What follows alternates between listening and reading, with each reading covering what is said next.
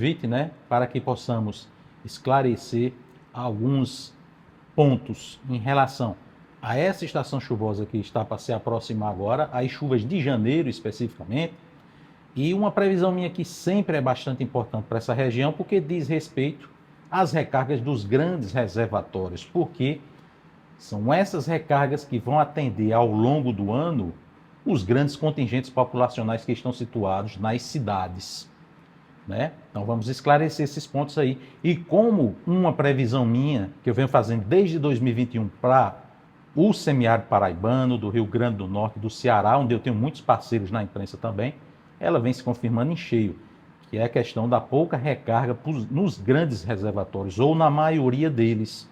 Isso aí nós vemos indicando de 2021 para cá, ano após ano, recargas inferiores a 30%. Vem se confirmando, e esse cenário de exaustão que nós vemos atualmente, com quase todos os reservatórios com pouca água, reservatórios que abastecem cidades, isso não é simplesmente porque o período chuvoso de 2025 não foi bom.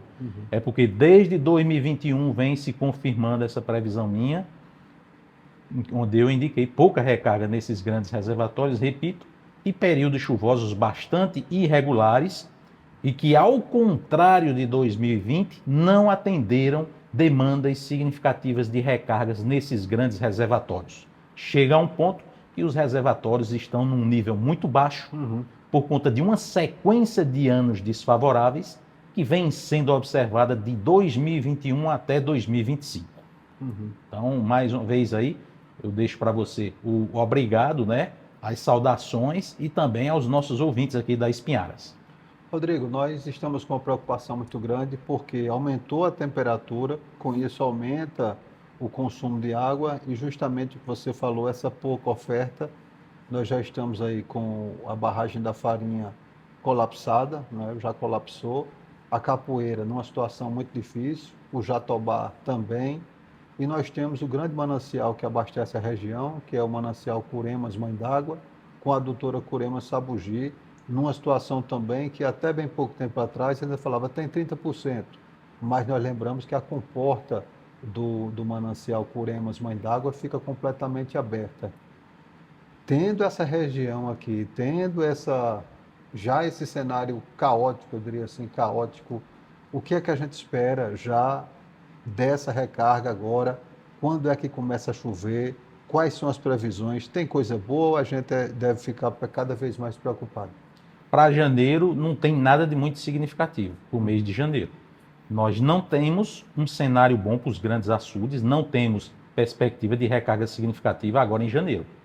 Então, o que nós podemos ter, né, entre o dia 8, já começando a partir de hoje, o dia 12, é só um cenário mais para chuva isolada na região. Sim. Nada muito diferente disso, né? Podemos ter alguns eventos aí, uma chuva isolada, mas chuva isolada a gente sabe como é. Cai no município, em 10 municípios não cai. Sim. Então, a maioria das localidades termina muitas vezes sem registrar chuva quando há uma previsão dentro de um determinado intervalo para chuvas isoladas. Aí, para os grandes reservatórios, conforme frisado, a perspectiva não é boa para o mês de janeiro. Os eventos de chuva que poderão ocorrer mais significativos serão na segunda metade do mês.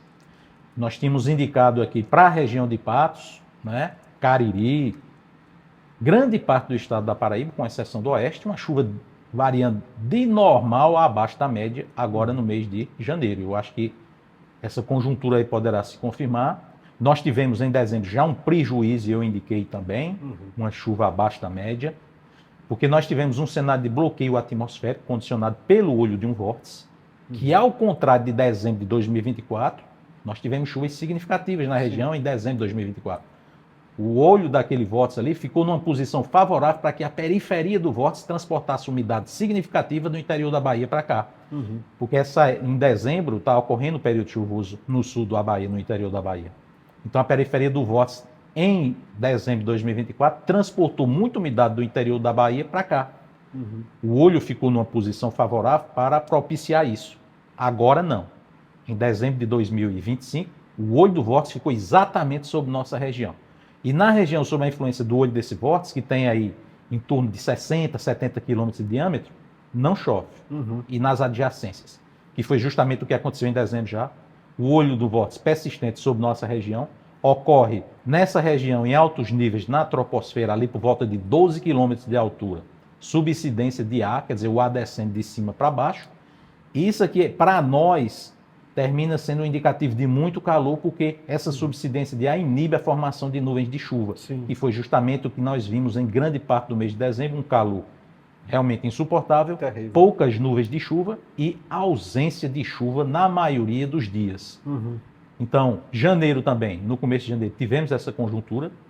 O olho desse vórtice ele se deslocou daqui de cima, mas persiste numa posição desfavorável para transportar umidade de outro sistema de larga escala, por exemplo, as frentes atuando nessa época no norte de Minas e no interior da Bahia. A posição do olho agora está desfavorável também ainda para não transportar através de sua periferia umidade significativa para a nossa região. Essa umidade interagiria com o calor e poderia provocar chuvas significativas agora. Então, para janeiro, nós, diante também dessa conjuntura, onde os vórtices também deverão estar em posições desfavoráveis, a gente tem um cenário que pode ser melhor na segunda metade do mês. Essa primeira metade do mês aí, chuva que cair é só de forma mais isolada mesmo. Ô, Rodrigo, tem um ditado popular, e é bastante usado aqui, que os mais velhos, né, dizem: quando essas pessoas quiserem saber mais do que Deus, ele muda os tempos. Justamente porque o pessoal é resistente à ciência, à tecnologia, diz, não, esse negócio aqui está errado e tal. Mas, por exemplo, uma pessoa feita você, que tem um estudo, que tem acompanhado, tem mostrado que, de fato, suas previsões têm batido. É justamente a ciência que confronta com essa vontade, com essa questão da religiosidade. Como é que convive com isso, hein, Rodrigo? É difícil? Primeira coisa é a gente gostar, né, do que está fazendo. Aí a gente consegue ter um diferencial profissional, algo que é muito bom para todos nós. Eu presto também consultoria meteorológica para o agronegócio, também para grandes produtores, grandes empresas aí, em vários estados, isso é bom. E tem aquela questão, Wander, o Josivan, das pessoas fazerem a interpretação correta. E é bom esse momento aqui para a gente fazer o esclarecimento. Quando o pessoal diz, quando o homem quiser saber mais do que Deus, Deus muda os tempos, aquela afirmação se refere ao tempo cronológico e não meteorológico, porque tem uma diferença. O tempo cronológico é aquele que é medido, né, pelos relógios, ponteiros do relógio. E o tempo meteorológico é o estado momentâneo em que se encontra o ar atmosférico. Então, aquela afirmação lá se refere ao tempo cronológico, que é o tempo medido pelos ponteiros de um relógio, repito. O homem, ao longo da história, sempre tentou voltar no tempo ou ir para o futuro. E nunca conseguiu. A verdade é essa. Mesmo com todos os avanços tecnológicos. Sempre os governos aí, de várias potências mundiais, ainda investem pesado, numa suposta máquina do tempo. Quando estão perto de conseguir, algo dá errado. Aí Só é onde entra. Volta para o futuro, né? Só deu Exato. certo. Ir para o futuro ou voltar para o passado. Sim. Essa máquina, essa ambição que o homem tem, que é histórica, ele nunca conseguiu, de fato, tornar realidade. Aí sim, aquela fase.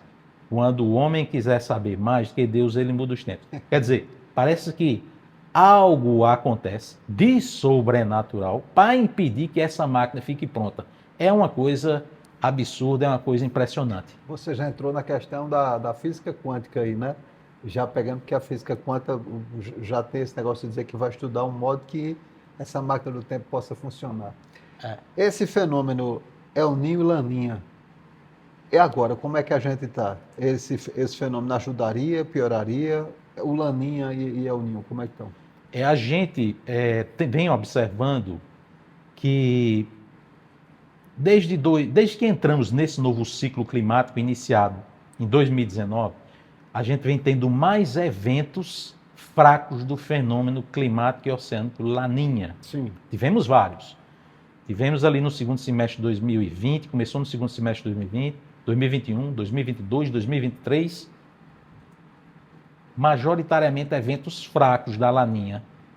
Nós tivemos, no começo de 2025, uma Laninha fraca também, e agora mais um evento fraco do fenômeno Laninha. Isso para nós não é bom. Por quê? Para o final do ano, esse tipo de fenômeno era importante, para garantir uma entrada maior de umidade das frentes que estão atuando nessa época no sul da Bahia para a nossa região. Porque no final do ano, o escoamento em altos níveis sobre a nossa região, quer dizer, os ventos em altitude, eles são de sul-sudoeste. Então, se tem uma laninha na região central do Pacífico Equatorial, e se ela for intensa, esses ventos são mais fortes. Transportam mais umidade aqui para a nossa região. Umidade de quem? Das frentes frias que estão atuando sobre a Bahia. Como essa laninha aí é fraca, e a do início de 2025 foi fraca também, esse transporte de umidade em dezembro, janeiro, ele foi pequeno. Em janeiro de 2025, houve, na verdade, eu indiquei chuva acima da média ali, uma conjuntura de fatores que favoreceram. Foi uma série de fatores que estiveram favoráveis para que a gente tivesse um janeiro de 2025 muito bom de chuva na região. O Patos registrou 228 milímetros em janeiro de 2025, de acordo com a EMPAE, né? Agora não, nós não temos essa conjuntura tão favorável. Fraco demais agora. A gente está muito na dependência da força da laninha. E a laninha fraca, o escoamento de umidade aqui para a nossa região é menor. E além disso, a gente tem a questão dos vórtices, né? Que em dezembro e agora no começo de janeiro se mantiveram em posições desfavoráveis para permitir a entrada de umidade através de sua periferia aqui para a nossa região. Umidade oriunda do interior da Bahia. Então, na verdade, um evento fraco da laninha agora, para nós, é um péssimo negócio, sem sombra de dúvidas, porque a gente, se a laninha fosse intensa, sem sombra de dúvidas, a gente teria tido chuvas bem significativas já, inclusive em Patos aí, chuvas talvez de 80, 90 milímetros já tivesse caído entre dezembro e agora o começo de janeiro. Com a laninha fraca, realmente, a gente fica numa situação mais complicada, juntamente com esse cenário desfavorável dos vórtices. Procurar fortalecer essa laninha, o que é mais difícil.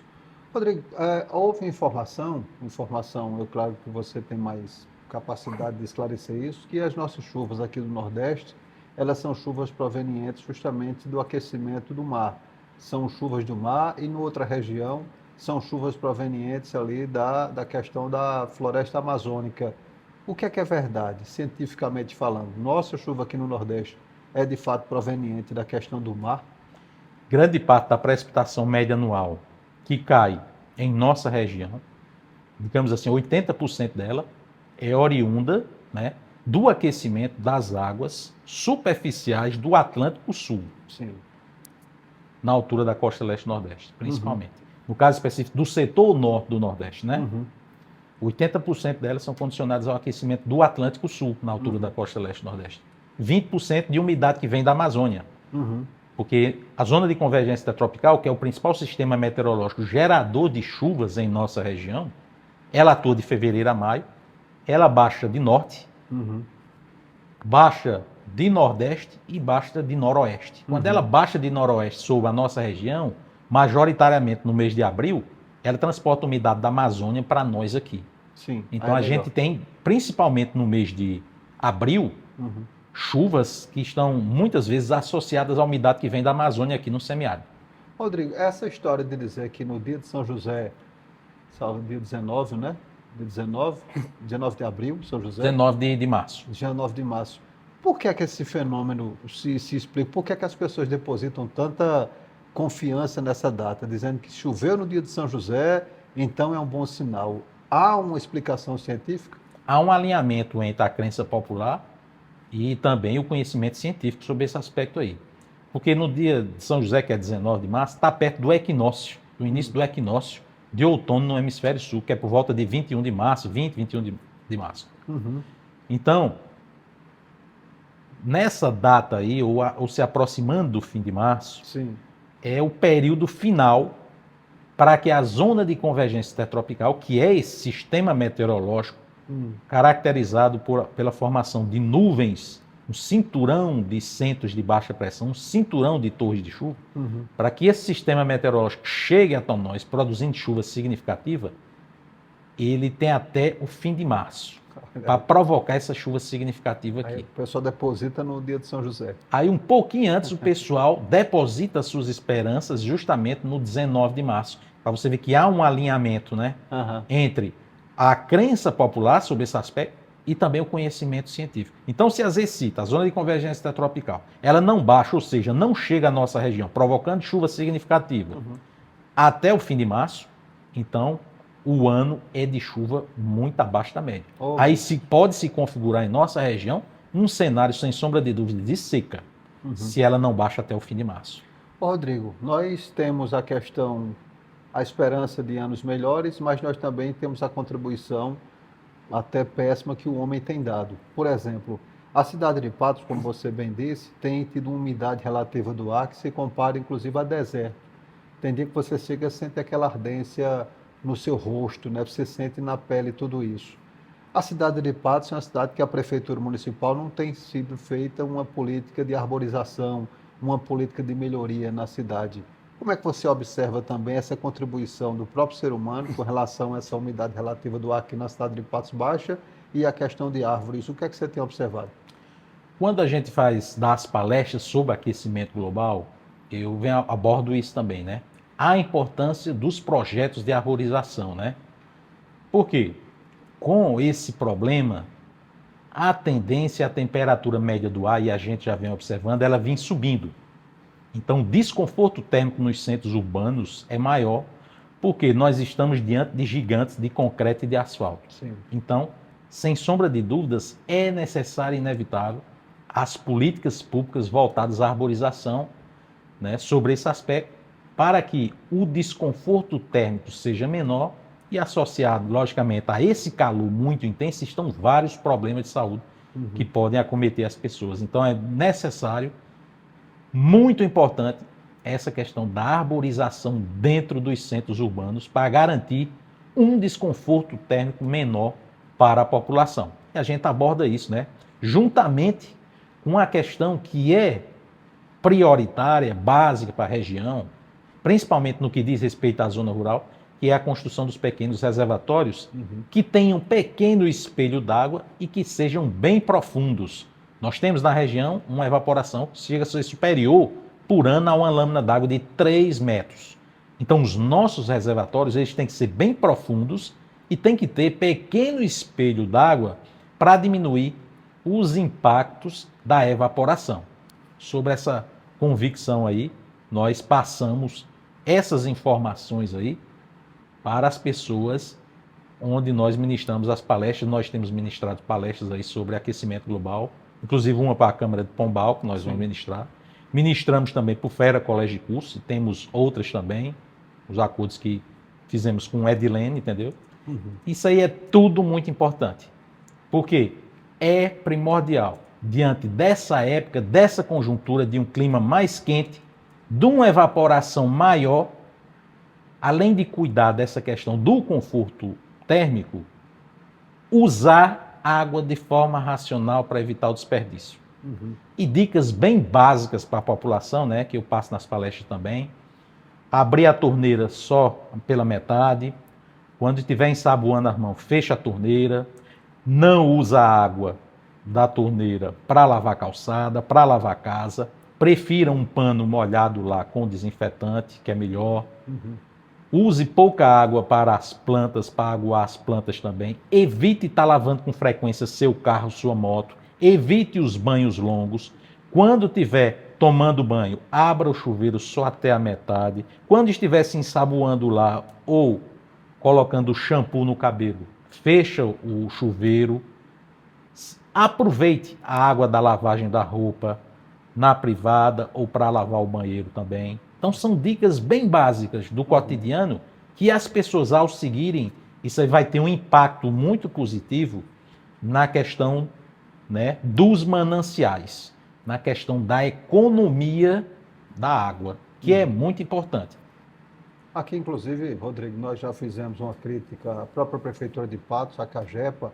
A gente não vê uma campanha de fato, porque infelizmente não era para necessário campanha quando o povo sabe que está no semiárido, que vive na região que tem muita dificuldade de água, mas quando a gente não vê a população por si só tendo a sua questão de seu autoconhecimento, sua autoeducação, a gente pede que a Prefeitura Municipal de Patos, a própria Cagepa faça isso, mas infelizmente a gente não vê essa situação aqui na cidade de Patos.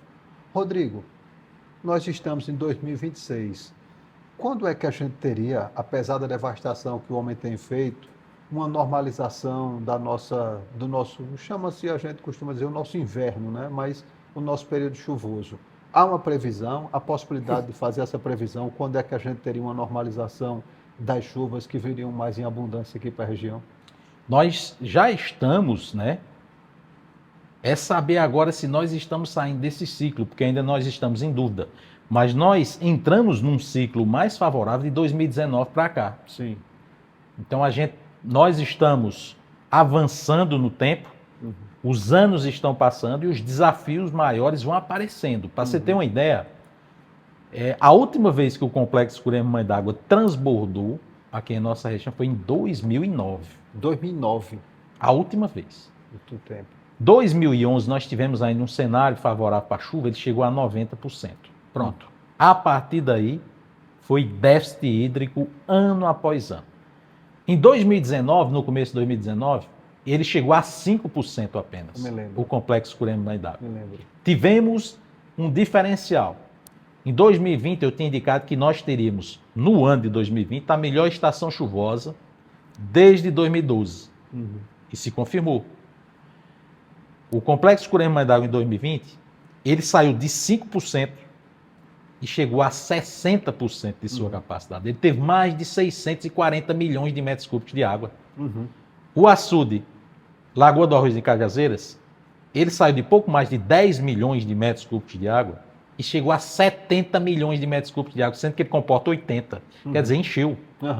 O Engenheiro Alves, lá em Cajazeiras, ele saiu de pouco mais de 30 milhões de metros cúbicos de água e chegou a 170 milhões, sendo que ele comporta 240 milhões. Quer dizer, ele teve 140 milhões de metros cúbicos de água de recarga naquele ano. Sim. O São Gonçalo, lá em Souza, estava lá embaixo, transbordou muitas vezes durante o ano 2020. Um ano fantástico. Um ano fantástico. Aqui, o mesmo Jatobá e a Farinha, né? Transbordaram. O açude de São Mamed estava seco. Sim. Encheu lá. É um reservatório que armazena, se não me falha a memória, 15 milhões de metros cúbicos de água. Ele estava seco, chegou a 14 milhões. Ficou perto de transborda. Santa Luzia, ele comporta 11 milhões, estava seco também. Chegou a 9 milhões de metros cúbicos de água. E o açude do Cego-Aí, né? Um exemplo clássico, típico, que nós vimos, ele saiu de 25% no começo do período chuvoso, chegou a 95% de sua capacidade. Chegou muito perto de transbordar naquele ano. Quer dizer, com uma estação chuvosa apenas. Capoeira estava seco, tinha pouco mais de 8 milhões de metros cúbicos de água, tem em torno de 12% só de sua capacidade naquele ano. Capoeira chegou a 80%. Quer dizer, os reservatórios encheram, né? Isso é período chuvoso de qualidade. Não é só a chuva que é medida pelo pluviômetro, entendeu? Mas é porque todas as variáveis que a gente está analisando ali, todas elas, para se traçar um cenário para as chuvas aqui, que é no primeiro semestre do ano, de fevereiro a maio, as variáveis que eu analiso, que é uma função físico-matemática de várias variáveis, todas elas estiveram favoráveis. É por isso que 2020 choveu bem, no acumulado de chuvas que é fornecido pela Empaé, e foi muito bom também para os grandes reservatórios. Quer dizer, foi um ano que foi bom para todo mundo. Sem dúvida. Foi bom para a zona rural, bom para a população das cidades, porque tanto os barreiros encheram, quanto os grandes reservatórios, quase que na forma geral, encheram também. E os acumulados de chuva foram muito significativos. Ao contrário de 2021 para cá, onde os acumulados de chuva são até bem razoáveis, só que não recarregaram bem os grandes reservatórios, porque algumas dessas variáveis que eu analiso não estavam favoráveis. Meu Deus. Você analisa, por exemplo, eu analiso 6 variáveis, por exemplo, 5 ou 6 variáveis para traçar um cenário para as chuvas daqui e para a estação chuvosa de fevereiro a maio. Se uma dessas variáveis não estiver favorável, você já tem problema dentro dessa estação chuvosa. Então quer dizer que 2026 agora a gente está numa perspectiva ruim de chuva? A gente não está num cenário muito bom, não. Não estamos num cenário muito bom. Nós vamos ter um janeiro problemático, e quando eu digo problemático é porque nós já precisávamos agora de um aporte significativo nos grandes açudes, e não deveremos ter. E a gente tem também um cenário oceânico, né, que ele vem se desenhando da seguinte forma. Ora o Atlântico esquenta um pouco na altura da costa leste-nordeste, ora ele esfria. É algo parecido com o que aconteceu em 2025, no primeiro semestre de 2025. Então, Quando é que eu vou divulgar a previsão para a nossa quadra chuvosa de fevereiro a maio na nossa região? Nós vamos fazer essa divulgação aí no final do mês de janeiro. Aí eu sei o que é que vai acontecer de fevereiro a maio. Olha, e tomara que seja coisa boa. Rodrigo, o E se nosso você quiser, inclusive, a gente pode marcar, né, novamente aqui, quero. para a gente traçar aqui, em definitivo, né, como é que vai ser o quadrimestre. Já porque no Fevereiro, final, março, abril e maio. já porque no final de janeiro a gente tem como fazer uma previsão melhor diante dessas análises. Em 2020 eu já tinha feito a previsão, para tu ter uma ideia, no fim de dezembro. Por quê? Porque tudo era mais previsível.